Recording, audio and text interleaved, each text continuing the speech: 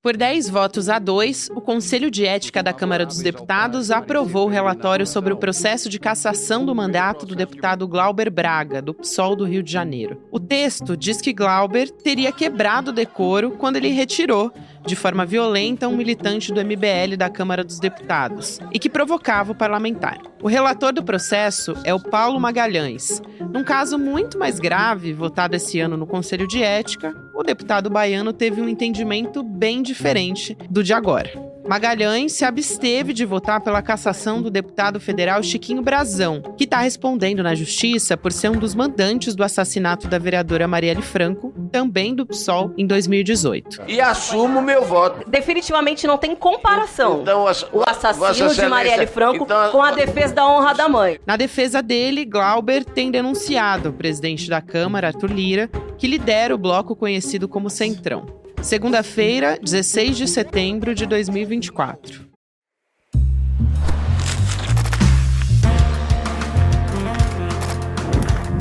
Olá, seja muito bem-vindo, seja muito bem-vinda. Eu sou a Gabriela Varela.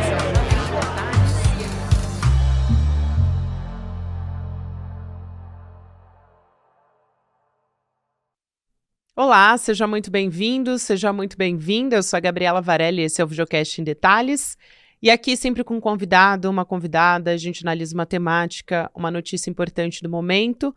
Hoje eu converso com a jornalista, nossa comentarista aqui no Estelle Notícias, nossa parceira de toda semana, de todos os dias, a Cristina Serra. Cris, obrigada por aceitar nosso convite. Seja muito bem-vinda, querida. Obrigada, Gabi. Sempre um prazer estar aqui com você e com o pessoal que acompanha o Em Detalhes. Prazer é todo nosso. E, Cris, vou começar pelo início do Conselho de Ética aprovando a abertura desse processo contra o Glauber Braga. Acho que vale a pena não só a gente explicar como é que a gente chegou até aqui com esse processo contra o deputado. Esse requerimento foi movido pelo Partido Novo. A gente teve agora a abertura do processo e, a partir daí, ele tem que apresentar uma defesa. Tem alguns dias, né, tem um prazo para ele apresentar uma defesa e também para ser feita uma investigação. Então vamos lá.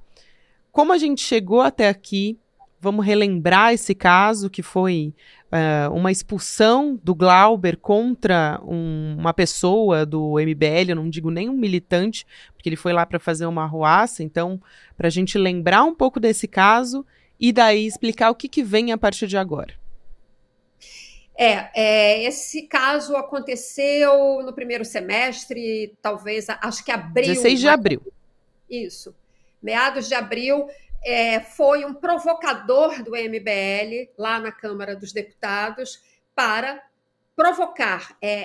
Isso é um método do MBL, que é um movimento fascista. Você pode observar, outros provocadores do MBL já se envolveram em situações parecidas com outros políticos, né? Eles vão para provocar, para fazer a pessoa perder a cabeça. E no caso do Glauber, a provocação que esse sujeito do MBL fez foi com relação à mãe do deputado, que estava adoentada e que morreu coisa de 15 dias depois, inclusive. Então, é claro, a gente não pode nunca concordar com uma agressão física, nada disso, né? Mas é também compreensível, do ponto de vista humano, a reação que o deputado Glauber teve e que, de fato, o que ele fez? Botou para fora da Câmara um integrante de um movimento fascista, né? É disso que a gente está falando. E a Câmara deveria ter reagido, inclusive, em solidariedade ao deputado e deveria também rechaçar esse tipo de presença na Câmara dos Deputados de personagens, de provocadores profissionais desse movimento que se chama MBL. Mas, enfim, como a gente vê que a Câmara, hoje em dia, e a política, de uma certa forma, hoje em dia, são movidas pela hipocrisia, o que aconteceu? Fez-se deste caso, né, de um momento, né, em que o deputado perdeu o equilíbrio diante da gravidade da provocação envolvendo a sua mãe que estava doente, fez-se disso uma tempestade, né? e com isso arrisca-se agora, coloca-se em risco um mandato parlamentar de um parlamentar que tem uma conduta exemplar na Câmara, no sentido do enfrentamento com as forças, de enfrentar as forças mais reacionárias da política brasileira hoje em dia. Então, como você disse, o Novo entrou com uma representação no Conselho de Ética. Houve o parecer do relator, que foi aprovado por maioria no Conselho de Ética. E o parecer, ele é o ponto de partida. Abre-se um prazo agora, não recordo exatamente, isso tudo é definido pelo regimento da Câmara dos Deputados. O deputado Glauber apresenta a defesa, são convocadas testemunhas, e depois, então, é que este processo vai para o plenário, onde o caso será decidido definitivamente, se o deputado perde ou não o seu mandato. A julgar pelo que aconteceu no Conselho de Ética, num primeiro momento, esse parecer do relator, aprovado por ampla maioria, e também pelo apoio quase inexistente ao deputado Glauber Braga, manifestado naquela sessão do Conselho de Ética, eu vejo que ele terá um caminho muito duro à frente, muito difícil, né? Mas, enfim, o jogo não terminou e é preciso que haja uma enorme mobilização para que ele tenha apoio e consiga enfrentar essas forças reacionárias, né, que a gente pode personificar na pessoa do presidente da Câmara, Arthur Lira. Sem dúvida, Cris, você trouxe vários pontos importantes aqui. Eu queria reforçar quando você diz que há uma hipocrisia, porque a gente já teve outros casos na Câmara dos Deputados totalmente absurdos. Por exemplo, o Nicolas Ferreira fazendo não só um discurso, mas uma performance transfóbica em pleno plenário da Câmara dos Deputados. A gente já teve outros casos de agressão também. Teve no primeiro semestre agora de 2024, aquele caso do Washington Quaquá, que é um deputado também do Messias Donato. Quaquá deu um tapa no Donato, eles bateram boca, enfim, que está sendo apurado pela Polícia Federal, mas é um caso que aconteceu e ainda está em apuração. Então, a rapidez chama atenção, da rapidez que avançou esse caso do Glauber Braga. E sem contar outras questões, parlamentares apoiando o 8 de janeiro, uma tentativa de golpe de Estado gravíssimo, e a gente tem esses deputados, esses parlamentares continuam frequentando a Câmara, continuam com os seus mandatos. Então, eu acho isso fundamental. E acho que não tem como falar do Glauber sem entrar no mérito de como ele sempre foi um dos parlamentares que mais se mobilizou contra os malfeitos, vamos dizer assim, mas são muitas questões relacionadas ao presidente da Câmara dos Deputados, o Arthur Lira, e acabou virando um desafeto. Então, acho que vale a pena trazer um pouco desse histórico. O Glauber é um deputado que é muito aguerrido, que tem muito esse perfil do enfrentamento e que acabou desagradando muito fortemente o Arthur Lira, né? É verdade.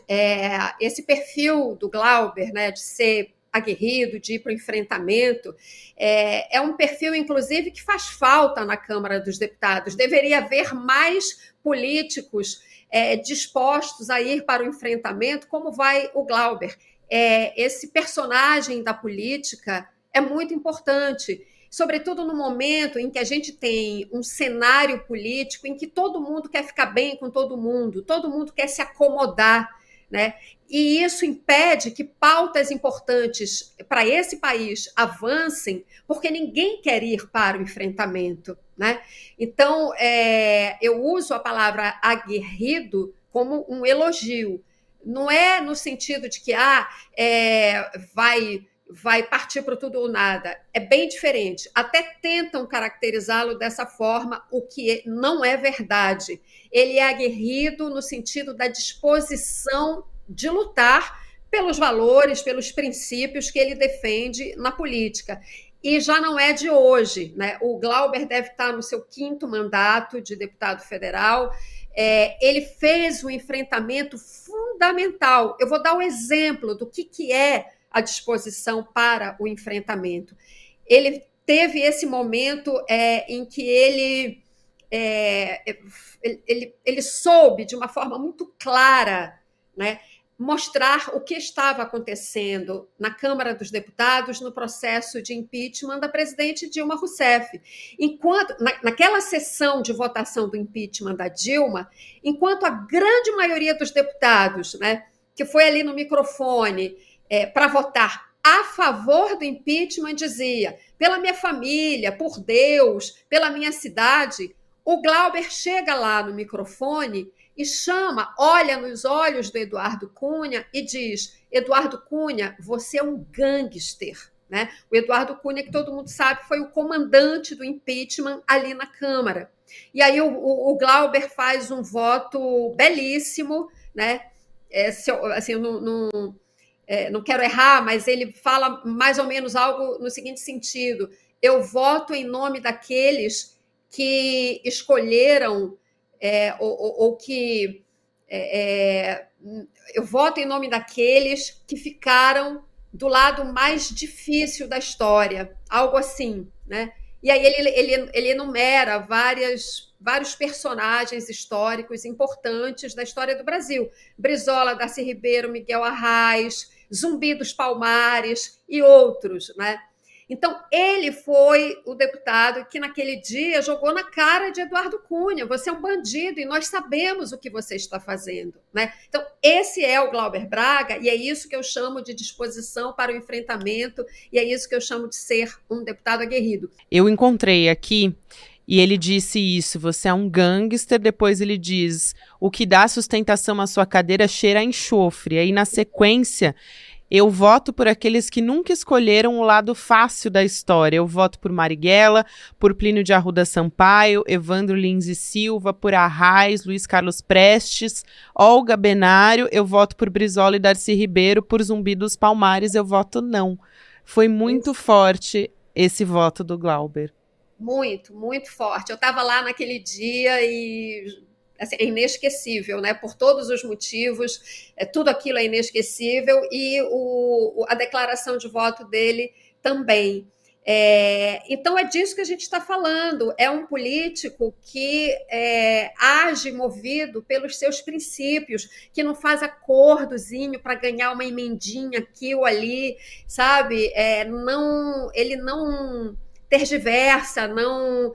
Sabe, ele age pelos princípios pelos quais ele acredita, e isso deveria ser o normal, isso deveria ser o óbvio, mas com aquela Câmara, essa legislatura que nós temos hoje, comandada por Arthur Lira, que é um político que age na base da chantagem e da faca no pescoço, isso ganha uma importância muito maior. Então é isso, Lira está no comando dessa operação de cassação do mandato do Glauber, porque de fato o Glauber se tornou um desafeto. É uma ação de vingança política, né? É disso que a gente está falando. O Glauber, ele expôs muitos escândalos envolvendo, Cris, o Arthur Lira, inclusive o caso dos kits robótica. Ele, nesse discurso do Conselho de Ética, ele aproveitou para fazer denúncias também. Então, mesmo nesse contexto, ele estava ali continuando com esse perfil que a gente está comentando aqui. E acho que vale a pena a gente falar um pouco sobre como foi, porque... contra esse processo que já foi aberto, foram só 2 votos contra esse processo de cassação, a abertura, que foi do Gilmar Tato, do PT, e do correligionário do próprio Glauber, que é o Chico Alencar, que também é do PSOL do Rio de Janeiro. E aí, Cris, eu acho que a gente poderia entrar em como a ala progressista está ou não apoiando o Glauber em todo esse processo. Como é que você está acompanhando isso? Porque é um fato, o governo ele tem minoria, a base do governo. Até no Conselho de Ética o governo tem minoria. Então, o fato de estar no meio de um processo eleitoral, a gente está agora, tem muita gente em campanha, disputando o cargo eletivo, isso influencia? Como é que você acha, o Glauber, ele está isolado, não está isolado? Como que tem sido esse clima em relação ao processo do Glauber? Pois é um cenário aí que você traçou, que dá para a gente refletir sobre muitas coisas, né? Mas eu queria só ressaltar, né, pelo que você falou no começo aqui, já entro na questão do cenário atual, mas uma coisa que você falou, né, do enfrentamento dele com o Lira, que mesmo ele na sessão, né, ele fez denúncias na sessão do Conselho de Ética. Esse é um traço muito marcante do Glauber Braga. Ele não se intimida, ele não se acovarda, né? E o Lira é um político que age o tempo todo intimidando os seus desafetos, seus rivais, enfim, pessoas que discordem dos métodos dele e tudo mais. E o Glauber não se dobra, né? Esse é um aspecto. Agora, como é que ele está nesse momento? Eu vejo pela sessão no Conselho de Ética, né, como você falou, 2 votos apenas, um do PT e um do PSOL. E o PT tem mais votos no Conselho de Ética. Onde estavam esses deputados que deveriam estar lá votando a favor do Glauber Braga, dando suporte? Pode ser que cada um deles tenha uma explicação, né? Mas eu acho que a gente tem que destacar aqui o seguinte, pela importância do Glauber Braga nesse cenário que a gente está conversando aqui na Câmara dos Deputados, o suporte do campo progressista a ele deveria ser total, maciço, né? E você não vê isso. Partidos de esquerda mesmo, né? A sensação que eu tenho pela falta de presença nesse momento, entendendo o cenário de campanha eleitoral e tudo mais, mas é aquela coisa, se vai ter uma sessão no Conselho de Ética e ela é tão importante, ela é tão decisiva, né? Você para o que você está fazendo, vai lá, depois você volta e toca a campanha. A impressão que me dá é que ele está solto, sabe? Tipo assim, soltaram a mão. Eu não diria que ele está isolado, né? Mas ele está ali meio à deriva, sabe? Quando ele deveria, neste momento agora, ele deveria ter uma retaguarda muito forte. Ele pode até perder, porque lá no plenário, lá na frente, porque a gente sabe que o campo progressista é absolutamente minoritário na Câmara dos Deputados, né? Mas uma coisa é perder sozinho, sem apoio. Outra coisa é perder com dignidade e com uma demonstração de apoio muito forte do campo progressista. Eu não vi isso no Conselho de Ética, não tenho visto isso até o momento. E acho que a omissão no caso do Glauber, se confirmada, né, nos próximos passos, daqui para frente, e até esse processo chegar no plenário, ela é tão grave quanto o ataque que essas forças reacionárias estão fazendo ao mandato do Glauber Braga neste momento. Não há outra atitude possível no caso do Glauber Braga, a não ser dar um apoio firme, claro, sem nenhum mas, contudo, porém, todavia. Só há uma posição digna neste caso, que é o apoio maciço ao Glauber Braga do campo progressista. Agora, só para encerrar esse aspecto, o que a gente vê também, Gabi, hoje em dia no Congresso, em função desse verdadeiro esquema de compra de consciências, que é o esquema das emendas parlamentares, né? Mesmo parlamentares do campo progressista se acomodaram a esta situação, tiram partido desta situação, também se beneficiam de alguma forma desta situação, né? E preferem, como eu disse, talvez a omissão, que, como eu disse também, é tão grave contra quem acusa Glauber Braga. Eu concordo inteiramente com você, Cris. Importantíssimo você dizer isso, porque não é... Claro, tem muitas...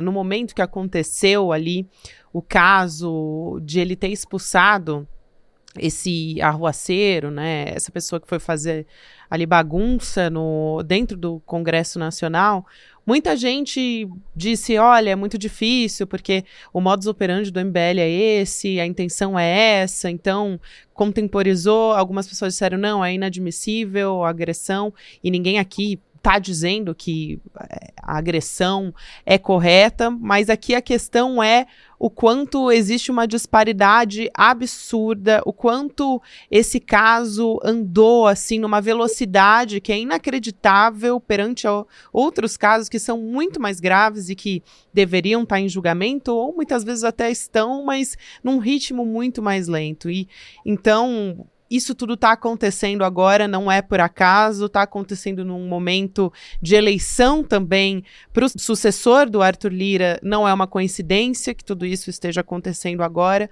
então é importantíssimo o apoio irrestrito dos colegas progressistas, dos parlamentares de esquerda ao Glauber Braga perante a tudo que ele está passando e que continua, como você disse, fazendo todas essas denúncias, não se acovardou mesmo diante de toda essa situação que ele está vivendo, que é um processo de perseguição política muito claro das forças hegemônicas do Centrão ali dentro do Congresso. Cris, sendo bem direta, a gente está se encaminhando para o final, mas sendo bem direta, você acha que é possível reverter a situação do Glauber ou que, de fato, ele vai ter o mandato cassado? Acho muito difícil ele escapar, sabe? Eu acho que ele só conseguiria escapar se houvesse uma mobilização imensa, intensa, seja via rede social, seja presencial, de pessoas ali no Congresso, né, seja com abaixo assinado, mas teria que ser uma coisa muito, muito gigante.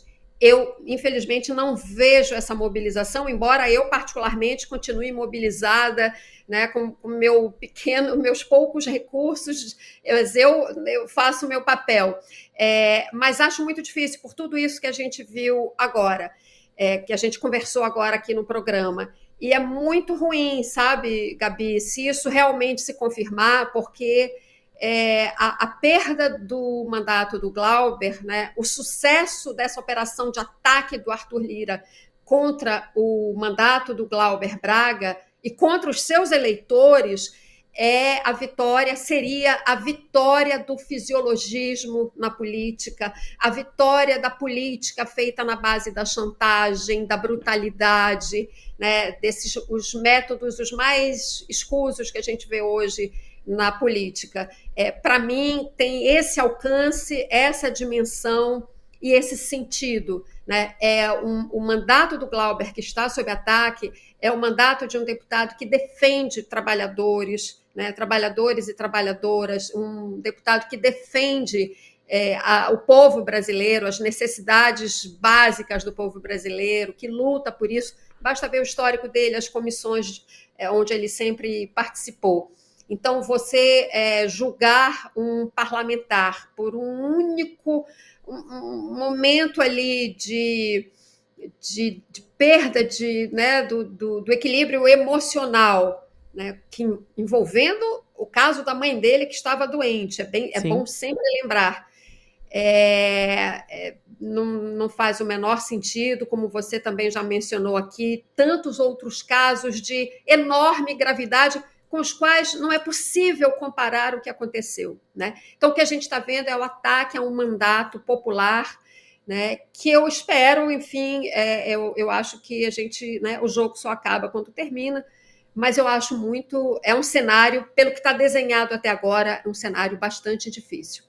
A gente sempre questiona aqui no ICL, Cris, até com você, a gente já falou muitas vezes sobre isso, sobre a inação do Conselho de Ética para julgar casos que precisam ser julgados. O Conselho de Ética é uma instância na Câmara completamente inoperante, adormecida. Exato. O Conselho de Ética só é acordado quando há um interesse muito grande, uma conveniência muito grande, aí ele é acionado. Fora isso, não existe. Ele é uma instância que fica ali esperando para ser acionada de acordo com conveniências de forças majoritárias na Câmara dos Deputados. É muito difícil perder, eventualmente, mas aqui, levando em conta o que você falou sobre essa dificuldade, é um período eleitoral, um monte de parlamentar que não quer se comprometer com nada publicamente, então não vai fazer essa grande mobilização, provavelmente, que deveria ser feita para daí conseguir manter o Glauber dentro da Câmara dos Deputados, né, manter o mandato dele. Mas pensando aqui, tentando vislumbrar um copo meio cheio dessa história, existe uma mobilização grande, existe gente fazendo abaixo-assinado nas redes sociais. Eu tenho visto uma mobilização, até a audiência do ICL o tempo inteiro no chat comentando que o Glauber fica, que todo apoio ao Glauber. Eu tento pensar um pouco em talvez um afastamento temporário de uma política institucional, porém uma política que talvez possa ser fortalecida nos movimentos sociais, que ele sempre teve esse perfil.